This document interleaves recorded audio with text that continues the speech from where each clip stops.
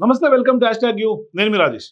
కేంద్ర బడ్జెట్ ప్రవేశపెట్టిన తర్వాత మరీ ముఖ్యంగా నరేంద్ర మోదీ ఇవాళ మిత్రధర్మానికి తిలోదకాలు ఇచ్చారు అని మాత్రం పెద్ద ఎత్తున విమర్శ ఎదుర్కొంటున్నారు.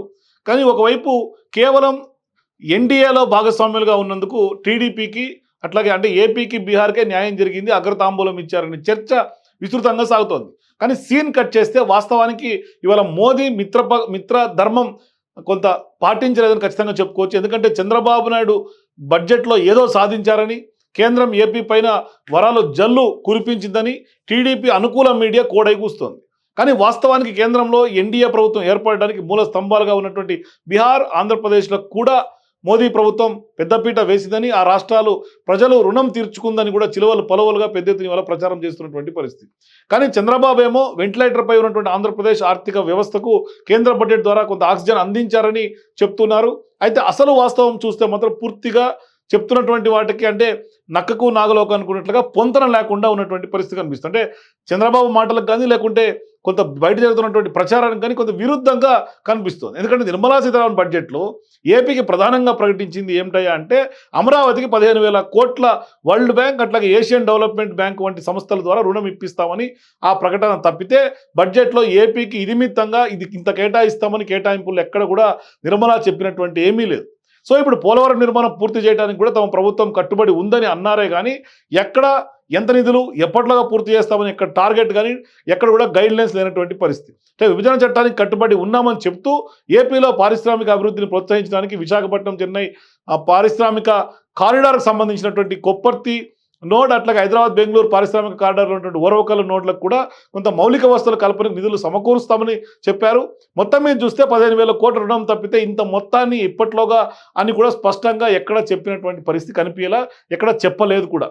ఇక కేంద్రంలో ఉన్నటువంటి ఎన్డీఏ ప్రభుత్వానికి రెండో అతిపెద్ద మద్దతుదారుగా ఉన్నటువంటి జేడీయూ, అధికారంలో ఉన్నటువంటి బీహార్కు కొంత బడ్జెట్లో కేంద్రం ప్రకటించింది చూస్తే ఆ రాష్ట్రానికి మొత్తం 59,000 కోట్ల ప్రాజెక్టులు దక్కాయి. అది కూడా అప్పులుగా కాదు, స్వయంగా పాట్నా పూర్నియా ఎక్స్ప్రెస్ వే అట్లాగే జగదల్పూర్ జగ్బర్ ఎక్స్ప్రెస్ వే అట్లాగే జక్సర్లో గంగానదిపై 2 లైన్ల వంతెన వంటి రహదారి ప్రాజెక్టులకు కూడా 26,000 కోట్లు కేటాయించారు.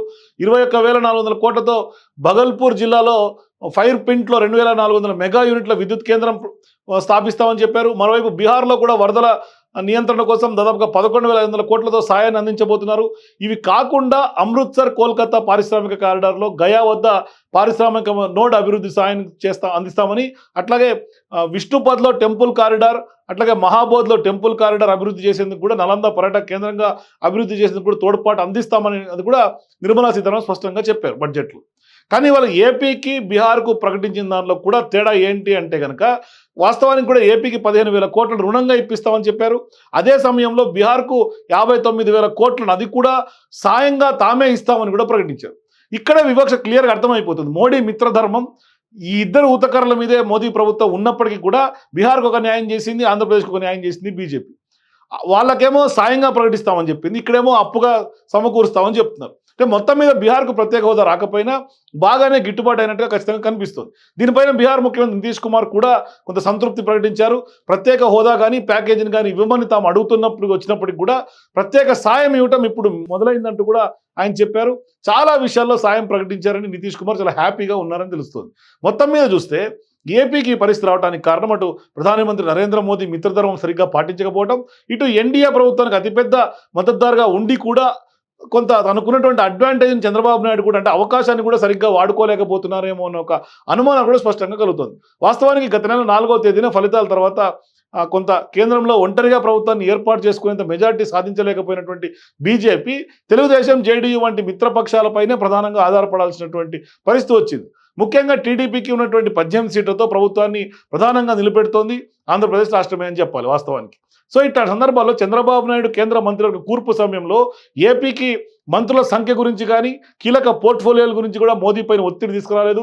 పైగా ఫలితాలు వెలువడగానే ప్రధాని పదవితో సహా దేనికైనా టీడీపీకి అవకాశం ఇస్తామని కాంగ్రెస్ పార్టీ ఓవైపు ఓపెన్ ఆఫర్ ఇచ్చినా కూడా బాబు కొంత తిరస్కరించినటువంటి పరిస్థితి కనిపిస్తుంది. అంటే మోదీకి చంద్రబాబు ఇంత గౌరవం ఇచ్చినా ఏపీ ప్రజలు ఎన్డీఏకి మాత్రం బ్రహ్మరథం పట్టినా కూడా ప్రధాని ఈ కృతజ్ఞతను చూపించకుండా ఏపీకి అన్యాయం చేయటం దురదృష్టకరం అనే వాదన ప్రధానంగా వినిపిస్తుంది.